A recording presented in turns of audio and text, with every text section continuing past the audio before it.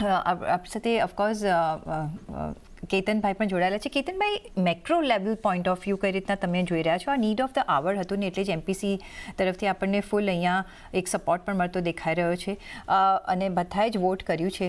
અને જે રીતના અત્યારના જે ગ્લોબલ સિચ્યુએશન પણ એમને એક્સપ્લેન કરી કે કઈ રીતના ગ્લોબલ સિચ્યુએશનને લીધે ઇન્ડિયન ઇકોનોમી પર ફરક આવ્યો છે, એક ઇમર્જિંગ માર્કેટ પર ફરક આવ્યો છે.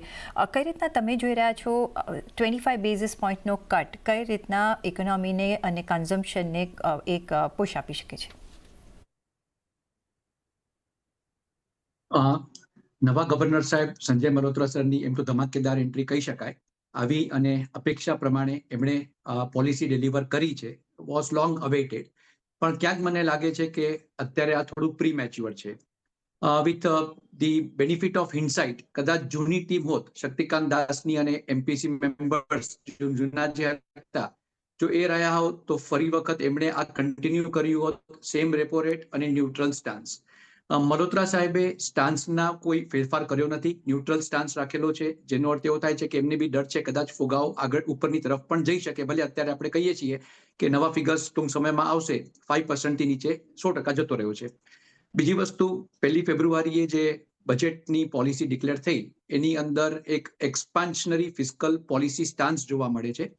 Apart from middle class oriented budget, welfare સ્કીમ્સમાં પણ જે આપવાનું છે કેશ મની, એમાં વધારો થયો છે. સપ્લાય સાઇડ મેજર્સ પણ સરકારે એગ્રીકલ્ચર સ્કીમ્સ, ફોર એક્ઝામ્પલ પ્રધાનમંત્રી ધાન્ય કૃષિ યોજના, મિશન એડિબલ ઓઇલ્સ, આત્મનિર્ભર મિશન ફોર પલ્સસ, એ બધા લીધા છે. સરકારે સ્વીકાર કર્યું કે સપ્લાય સાઇડના કારણે ફુગાવો છે, ડિમાન્ડ સાઇડના કારણે નથી, એટલે કંઈક હવે આ બાજુ કરવું પડશે. તો એ પ્રમાણે એમણે લીધું છે. એટલે એક્સપાન્શનરી ફિસ્કલ પોલિસી અને અત્યારે એમાં વધારો થયો છે એક્સપાન્શનરી મોનેટરી પોલિસી કદાચ ફુગાવાને વેગ આપી શકે છે. પણ એક વાત ખરી કે બજેટનું ઇમ્પ્લિમેન્ટેશન 1 એપ્રિલથી શરૂ થવાનું છે, તાત્કાલિક આ મહિનાથી કે આવતા મહિનાથી થવાનું નથી. તો મારો મંતવ્ય એવો હતો કે હજી એકાદ પોલિસી, બે પોલિસી 2 જૂન સુધી રાહ જોઈ લેવી જોઈતી હતી. એક આ પોલિસી એવી છે compared to last 3 policies, જ્યાં એક્સટર્નલ ફેક્ટર અને ખાસ કરી રૂપી depreciation is very very important. છેલ્લા અઠવાડિયામાં કે છેલ્લા 10 દિવસમાં જે પ્રમાણે રૂપી સ્લાઇડ થયું છે, breaching the psychological level of 87, imported ઇન્ફ્લેશનની શક્યતા રહે છે. અને એક એક્સપર્ટ ગેસ્ટે વાત કરી હતી કે એકવાર તમે કટ કરો, રેટ કટ કરો અને પછી જો એક કમ્પલ્શન આવે કે હવે વધારવું પડશે ફરી વખત ઇન્ફ્લેશનને 5% સુધી રાખવામાં, તો it would pass out a very negative sentiment to the market, a very negative signal to the market.